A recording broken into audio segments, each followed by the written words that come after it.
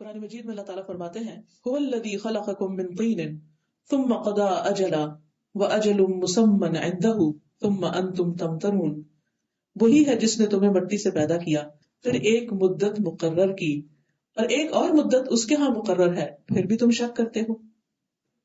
پھر اسی طرح قیامت کے دن کا وقت بھی مقرر ہے اور وہ بھی اپنے وقت پر آ جائے گی۔ اسی طرح امتوں کا بھی وقت مقرر ہے، وَلِكُلِّ أُمَّةٍ أَجَلٌ فَإِذَا جَاءَ أَجَلُهُمْ، جب ان کا وقت آ جائے گا لا يستأخرون ساعة ولا يستقدمون، تو نہ وہ ایک گھڑی پیچھے ہوں گے نہ آگے بڑھیں گے۔ اسی طرح اللہ سبحانہ وتعالیٰ نے شرعی معاملات میں بھی اوقات مقرر کیے ہیں، مختلف عبادات وغیرہ کی۔ اللہ تعالیٰ نے نماز کو وقت کے ساتھ فرض کیا ہے، فَأَقِيمُوا الصَّلَاةَ إِنَّ الصَّلَاةَ كَانَتْ عَلَى الْمُؤْمِنِينَ كِتَابًا مَوْقُوتًا، اور نماز ادا کرو، بے شک مومنوں پر نماز اس کے مقررہ اوقات کے ساتھ فرض کی گئی ہے۔ تو اس اعتبار سے بھی اس میں کیا حکمت ہے، اللہ تعالیٰ چاہتے تو بس ہمیں صرف اتنا کہہ دیتے بھئی دن میں 5 نمازیں پڑھ لیا کرو، لیکن اوقات مقرر کی۔ حکمت اس میں یہ سمجھ میں آتی ہے کہ اس طرح انسان اپنے اوقات کو بہتر طور پر تقسیم بھی کر سکتا ہے اور اس کے ساتھ ساتھ ٹائم کانشیس بھی رہتا ہے۔ اچھا اب کون سا وقت ہو گیا، کتنا وقت ہو گیا، اچھا ظہر کی نماز میں کتنا وقت ہے، عصر میں کتنا وقت ہے، مغرب میں کتنا وقت ہے، اور پھر صبح اٹھنے کے لیے بھی ایک وقت مقرر کرتا ہے۔ اگر یہ اوقات اللہ تعالیٰ کی طرف سے مقرر نہ ہو تو پھر ہم وقت کے ضائع ہونے یا وقت کو صحیح طور پر استعمال کرنے کی بہتر پلاننگ بھی نہیں کر سکتے۔ جو لوگ اپنی دنیا میں کامیابی کے لیے کام کرتے ہیں وہ اپنے اوقات کو اپنے گولز کے مطابق سیٹ کرتے ہیں، کون سا کام کس وقت تک کرنا ہے۔ ہمارے لیے اللہ سبحانہ وتعالیٰ نے سیٹ کر دی کہ ہم اس کے مطابق اپنی پلاننگ کر سکتے ہیں کہ ظہر تک ہمیں کون کون سے کام مکمل کر لینے چاہیے، عصر سے پہلے کیا کچھ ہو جانا چاہیے، مغرب سے پہلے کیا کر لینا چاہیے، عشاء سے پہلے، عشاء کے بعد، اور فجر کے وقت اور پھر فجر کے بعد۔ تو اتنا زبردست ٹائم ٹیبل ہے کہ جس میں انسان اپنے دن کے اوقات کی بہترین تقسیم کر سکتا ہے اور پھر کانشیس بھی رہتا ہے کہ اچھا اب کیا وقت ہو گیا، اب کیا وقت ہو گیا، اور وہ گھڑی کی سوئی کے ساتھ ساتھ دوڑتا رہتا ہے۔ جیسے گھڑی کی سوئی نہیں رکتی، اسی طرح بندہ مومن بھی اچھے عمل کرنے سے نہیں رکتا۔ پھر اسی طرح ہم دیکھتے ہیں کہ روزوں کے اوقات مقرر ہیں، رمضان میں ہی روزے رکھے جا سکتے ہیں جو فرض روزے ہیں۔ بیماری وغیرہ تو ایکسیپشنل کیس ہے، اس میں رخصت دی گئی ہے، ورنہ اوقات اس کے رمضان ہی کے ہیں۔ پھر اسی طرح زکوٰۃ کا بھی وقت مقرر ہے کہ صاحب استطاعت پر سال گزرنا چاہیے اس مال پر، تب زکوٰۃ فرض ہوتی ہے۔ پھر اسی طرح حج کا وقت مقرر ہے، حج اپنے مقرر دنوں میں ہی ہوتا ہے، عرفہ کے دن ہی حج ہو سکتا ہے، آگے پیچھے نہیں ہو سکتا، ذوالحج کے مہینے میں ہی ہوگا۔ قرآن مجید میں آتا ہے الحج اشہر معلومات، حج کے مہینے معلوم ہیں، انہی میں ہی احرام پہنا جا سکتا ہے، انہی میں ہی نیت کی جا سکتی ہے، انہی میں ہی انسان سفر کرتا ہے تو اس کا حج ہوتا ہے۔ پھر اسی طرح کچھ اور کام بھی ہیں جیسے عورت کی عدت وغیرہ، طلاق یا شوہر کی وفات کے بعد۔ تو یہ سب کچھ ہمیں یہ بتاتا ہے کہ اسلام ہمیں ٹائم کانشیس ہونا سکھاتا ہے، وقت اور گزرتے وقت۔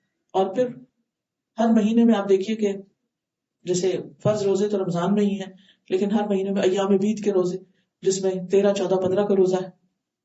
جو لوگ اللہ سے محبت کرتے ہیں اور اپنی عبادات کا خیال کرتے ہیں وہ ان دنوں کے بارے میں بھی کانشیس رہتے ہیں۔ پھر اسی طرح جمعے کا دن ان کے لیے بڑا اہم ہوتا ہے، اس کے لیے بھی وہ اہتمام کرتے ہیں۔ تو اور بھی کچھ چیزیں آپ غور کریں گے تو دیکھیں گے کہ ہمارے دین کی طرف سے ہمارے لیے اوقات کے ساتھ باندھ دی گئی ہیں۔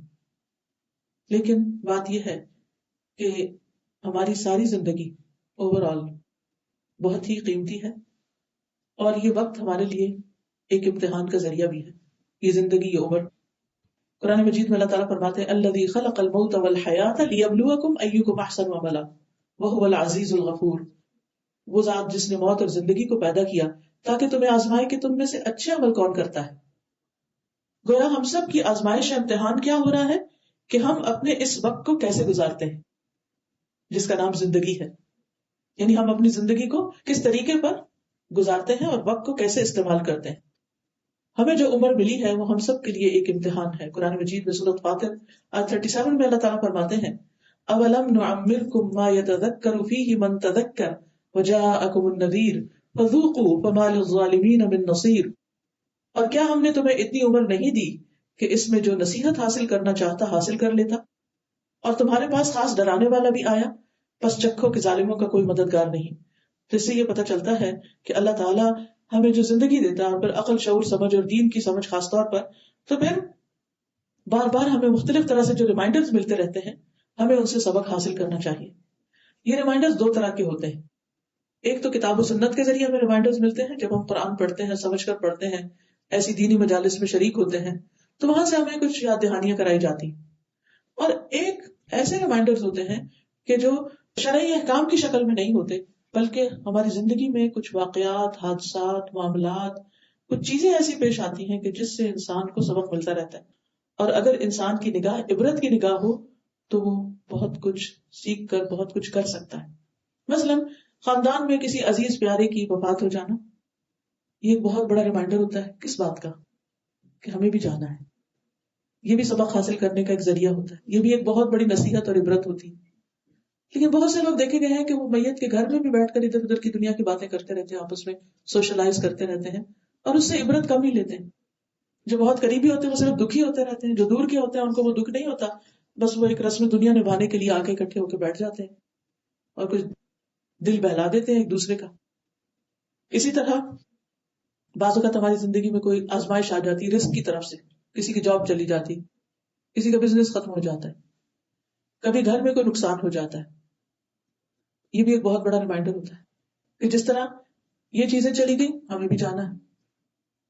پھر اسی طرح بعض لوگ ہمارے لیے آزمائش بن جاتے ہیں، ان کی طرف سے ہمیں کوئی نہ کوئی تکلیف پہنچتی رہتی. ہسبینڈ وائف ایک دوسرے کے لیے کبھی امتحان ہوتے ہیں، کبھی بچے اولاد آزمائش بنی ہوئی ہوتی ہے، کبھی اور کسی چیز کی طرف سے ہمیں تکلیف پریشانی آتی ہے.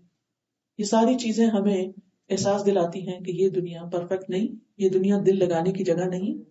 اس دنیا میں ہم سب کو دراصل آزمایا جا رہا ہے اور ہمیں ایک بڑے مقصد کے لیے یہاں سے کام کر کے جانا ہے. اور یہاں دیکھیے آیت میں بتایا گیا ہے لیبلوکم ایکم احسن عملا، کہ تمہیں آزما کر دیکھے کہ تم میں احسن عمل کون کرتا ہے، اچھے کام کون کرتا ہے. عام حالات میں ہم اپنے اعمال کے بارے میں کم ہی سوچتے ہیں، لیکن جب کوئی تکلیف آتی ہے تو پھر اس وقت ہم ذرا فکر کرتے ہیں، دعائیں بھی مانگ لیتے ہیں، نماز بھی ذرا توجہ سے پڑھنے لگتے ہیں، پھر اللہ کے آگے رو بھی لیتے ہیں، دل بھی نرم ہو جاتا ہے. پھر اپنی غلطیاں بھی نظر آنے لگتی ہیں کہ ہم نے کہاں کوتاہی کی. مثلاً اگر اولاد بگڑتی ہے تو ہمیں احساس ہوتا ہے کہ ہم نے غفلت کی ہے ان سے، ہم نے ان کا حق ادا نہیں کیا، ہم نے دنیا کو ان کی پرائرٹی بنائے رکھا، ہم نے ان کو دین کی تعلیم نہیں دی کیونکہ وہ خود ہماری بھی پرائرٹی نہیں تھی یا خود ہمارے لیے دلچسپی کی چیز نہیں تھی. تو یہ جو مختلف حالات اور واقعات اور چیزیں ہماری زندگی میں پیش آتی ہیں، یہ بھی دراصل ہمارے لیے ایک بہت بڑی وارننگ ہوتی ہے، بہت بڑی رہنمائی ہوتی ہے، ایک بہت بڑا سبق ہوتی ہے. اور یہ جو انسان کی عمر بڑھتی جاتی ہے، تجربات زیادہ ہوتے چلے جاتے ہیں. تو اللہ تعالیٰ فرماتے ہیں کیا ہم نے تمہیں اتنی عمر نہیں دی کہ اس میں جو نصیحت حاصل کرنا چاہتا حاصل کر لیتا. یعنی کسی نہ کسی واقعے سے، کسی نہ کسی آیت سے، کسی نہ کسی طریقے سے وہ ضرور اپنے آپ کو سنوار لیتا.